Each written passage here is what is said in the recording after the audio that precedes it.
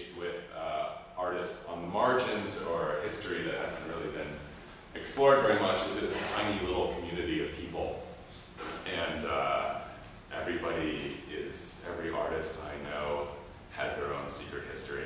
And I shouldn't say every artist I know. All the artists I really admire and am engaged with have their own history. So you can follow all these paths through different aspects of visual culture just by tracing an artist's lineage.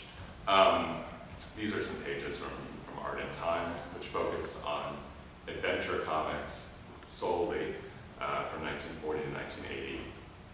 And I wanted to really look at the idea of genre in comics and how taking a personal approach to it, an auteur-like approach to adventure in comics can mean that those stories that otherwise might just get shelved into whatever kind of category of children's stuff or unsophisticated stuff can really transcend the genre and transcend the constraints of the industry as well.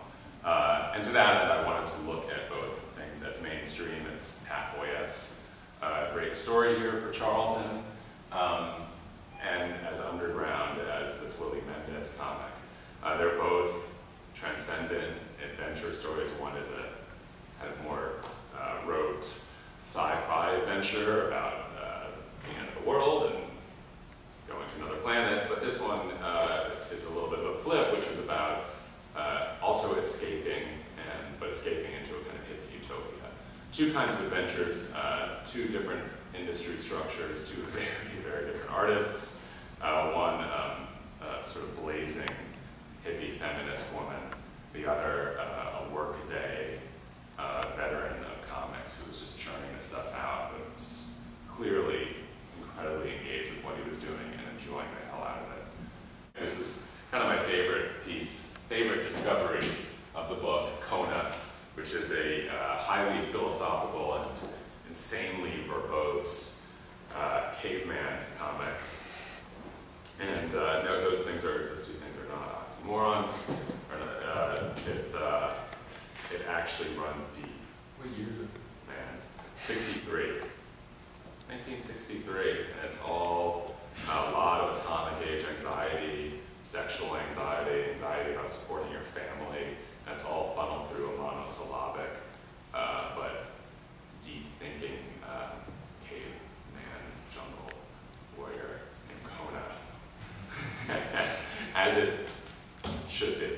And then in 1969, you have comics like this, which are kind of indecipherable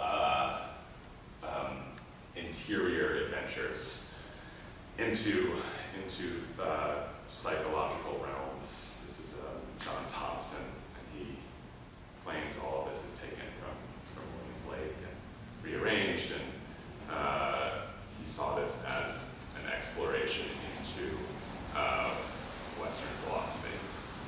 Music, and I'll sort of run through some picture-boxy things.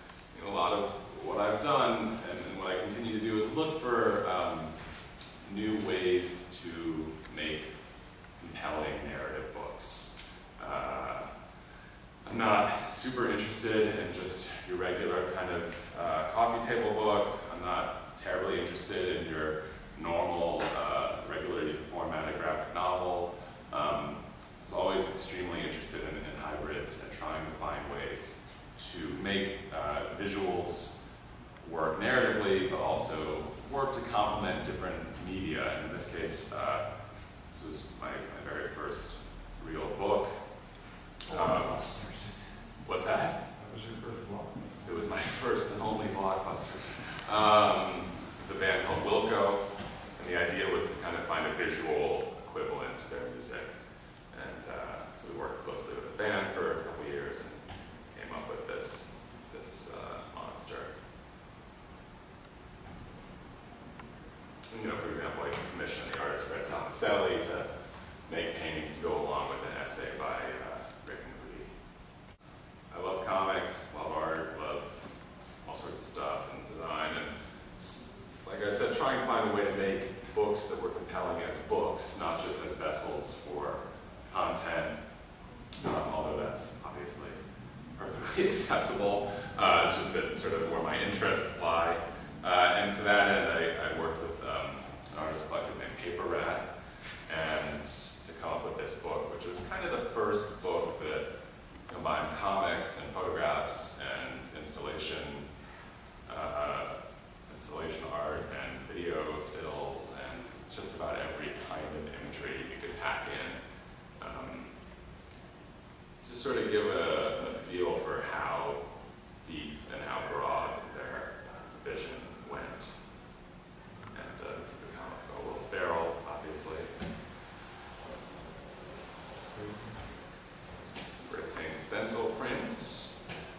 And they were very much engaged with toying with and subverting the kind of iconography of 1980s TV culture. And I think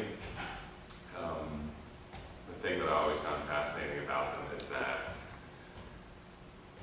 Paper Rad, for however kind of you could dismiss it as retro or whatever, but there was a sense of terror that they felt about their own childhood and about this sort of immersion into television and being kind of eaten alive by media that comes through in all of their work.